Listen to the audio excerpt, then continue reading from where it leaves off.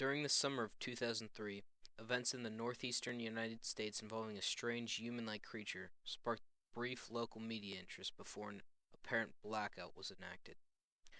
Little or no information was left intact, as most online and written accounts of the creatures were mysteriously destroyed. Primarily focused in the rural New York State, self-proclaimed witnesses told stories of their encounters with the creature of unknown origin. Emotions range from extremely traumatic levels of fright and discomfort to an almost childlike sense of playfulness and curiosity. While their published versions are no longer on record, the memories remain powerful. Several of the involved parties began looking for answers that year. In early 2006, the collaboration had accumulated nearly 2 dozen documents dating between the 12th century and present day, spanning 4 continents. In almost all cases, the stories were identical. I've been in contact with a member of this group and was able to get some excerpts from their upcoming book, The Rake. Suicide Note, 1964. As I prepare to take my life, I feel it necessary to assuage any guilt or pain I have introduced through this act. It is not the fault of anyone other than him, for I once awoke and felt his presence. And once I awoke and saw his form, once I awoke and heard his voice, and looked into his eyes, I cannot sleep without fear of what I might awake to experience. I cannot ever awake. Goodbye. Found in the same wooden box were 2 empty envelopes addressed to William and Rose, and a loose personal letter with no envelope. Dearest Linny, I have prayed for you. He spoke your name. Journal, a journal entry, translated from Spanish, 1880. I have experienced the greatest terror. I have experienced the greatest terror. I have experienced the greatest terror. I see his eyes when I close mine. They are hollow, black. They saw me and pierced me. His wet hand. I will not sleep. His voice. A Mariner's Log, 1691. He came to me in my sleep. From the foot of my bed I felt a sensation. He took everything. We must return to England. We shall not return here again at the request of the rake. From a Witness, 2006. 3 years ago, I had just returned from a trip to Niagara Falls with my family on the 4th of July. We were all very exhausted after a long day of driving, so my husband and I put the kids right to bed and called it a night. At about 4 a.m., I woke up thinking my husband had gotten up to use the restroom.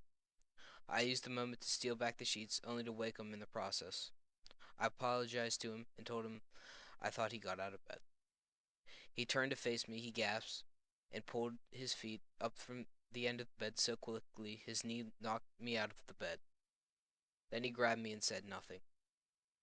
After adjusting to the dark for a half a second, I was able to see what caused the strange reaction. At the foot of the bed, sitting, facing away from us, there was what appeared to be a naked man, or a large hairless dog of some sort. Its body was disturbing and unnatural, as if as if it had almost been hit by a car or something. For some reason, I was not instantly frightened by it, but more concerned as to its condition. At this point, I was somewhat under the assumption that we were supposed to help him.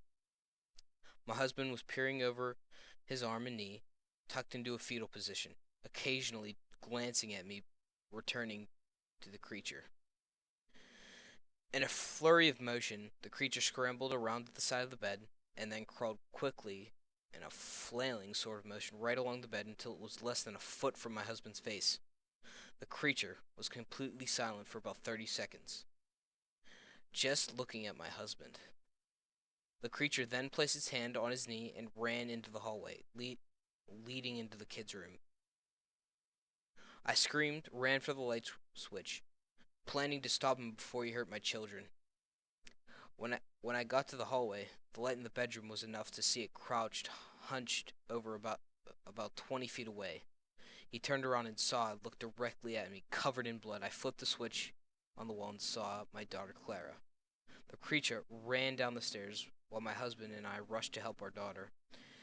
She was very badly injured, spoke only once more in her sort of life. She said, "He is the rake." My husband drove his car into the lake that night while rushing our daughter to the hospital. He did not survive. Being in a small town, the news got around pretty quickly. The police were helpful at first. The local newspaper took a lot of interest as well. However, the story was never published, and the local television news never followed up either. For several months, my son, Justin, and I stayed in the hotel near my parents' house. After we decided to return home, I began looking for answers for myself. I eventually located a man next town over who had a similar story. We got in contact and began talking about our experiences. He knew of two other people in New York who had seen the creature we now referred to as the rake.